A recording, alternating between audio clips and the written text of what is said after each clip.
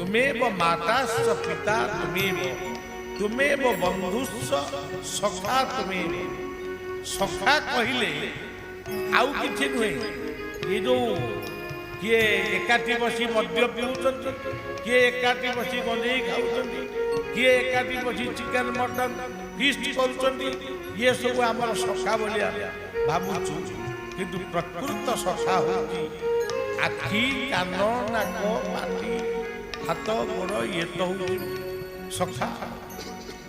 ଏଇମାନେ ହଉଛନ୍ତି ଆମର ସଖା।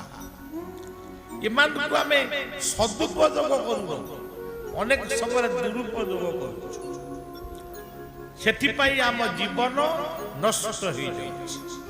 ଆଜି ଯଦି 50% ପିଲାଙ୍କର, ଯୁବକ ମାନଙ୍କର ଜୀବନ ନଷ୍ଟ ହେଇଯାଉଛି, ଲିଭର ଡ୍ୟାମେଜ ହଉଛି,